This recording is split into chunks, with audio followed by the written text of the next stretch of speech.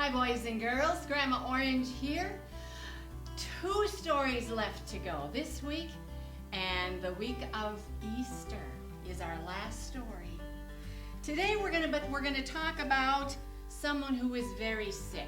I brought with me a first aid kit, and I brought a bunch of Band-Aids because this poor fellow had a lot of sores all over his body, and he needed to be healed. We are going to go to the book of Kings, 2 Kings this week, and we're going to hear the story of Naaman. You see all of the spots on his face? The little servant girl and the proud general. Naaman was a very important man in a very important army of a very important country. So you see, he was very, very, very important. But Naaman was sick. He had leprosy, which is a nasty thing that stops you from feeling anything. Bits of you fall off without you noticing, like bashed fingers and squished toes. It might sound funny, but it wasn't. And Naaman certainly wasn't laughing. There was no cure for leprosy, and it never went away. And in the end, it killed you. Naaman needed help. Now, there was a little slave girl who worked for Naaman, and she knew someone who could help him, but there was a problem. Naaman was her enemy. Not long before, Naaman had led an army raid on her home in Israel. He had killed her whole family. He carried her off to Syria and made her into his slave. Every night she cried herself to sleep. She had lost everything. She had lost everyone. Why would she, of all people, want to help Naaman, her enemy? Didn't she hate him? Didn't she want to hurt him back?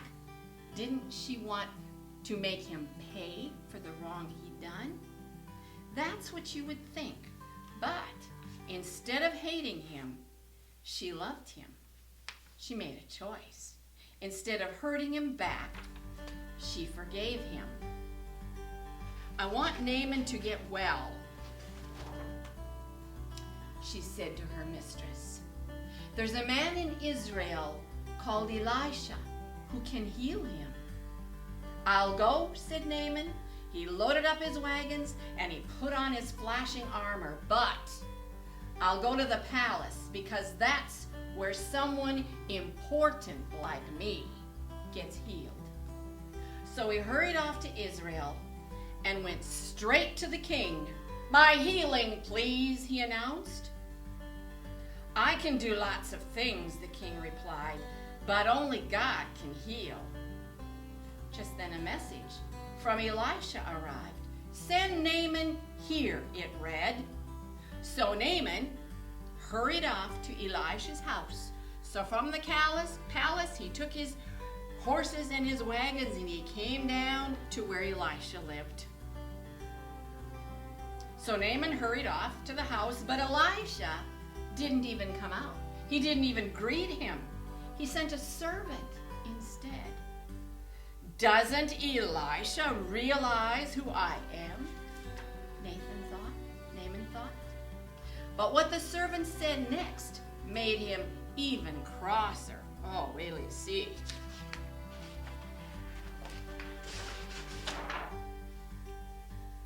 The servant said, wash in there. Wash? Just wash? Naaman laughed. In that slimy, sticky river? He looked around to see if this was some kind of a joke. It wasn't. Any person can wash in a river, he thought. I'm Naaman. I'm important. I should do something important so God would heal me. And he rode off in a rage.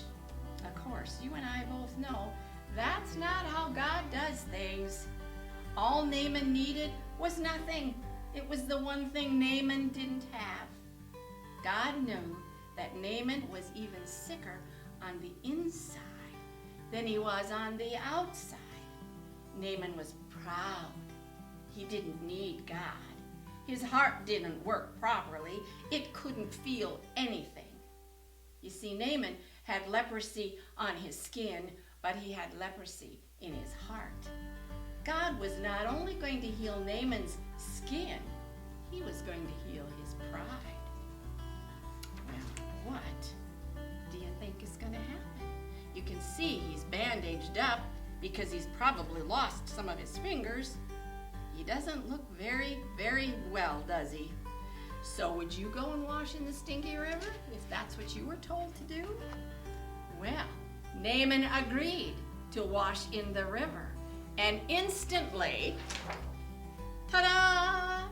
His skin became smooth like a baby. Naaman wanted to pay Elisha. He brought a bag of money. God healed you. You can't pay. Elisha said it's free. And so it was that a very sick man was healed, all because of a little servant girl who forgave him.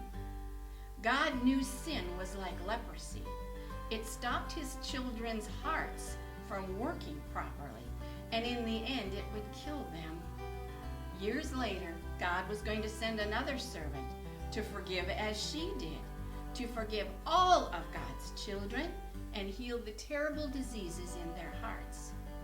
Their hearts were broken, but God can mend broken hearts. Isn't that a wonderful story? He looks way better than he did in the beginning, doesn't he?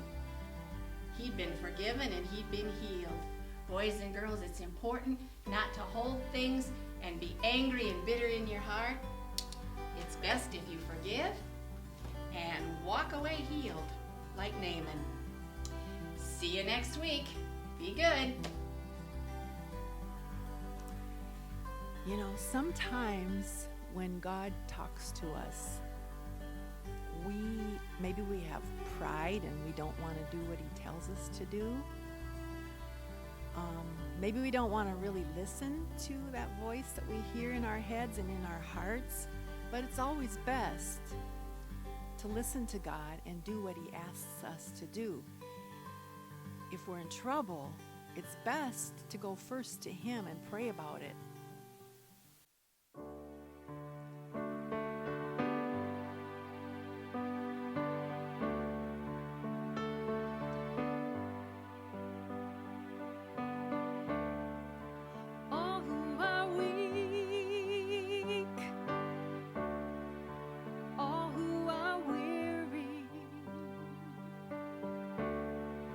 Come to the rock, come to the fountain, all who have sailed on the river of heartache, come to the sea, come on, be set free.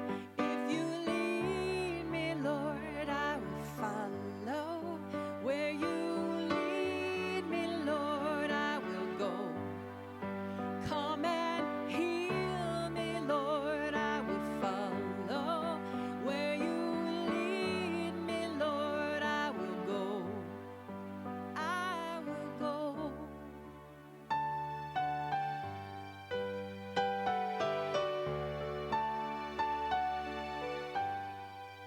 Ready? All who are weak.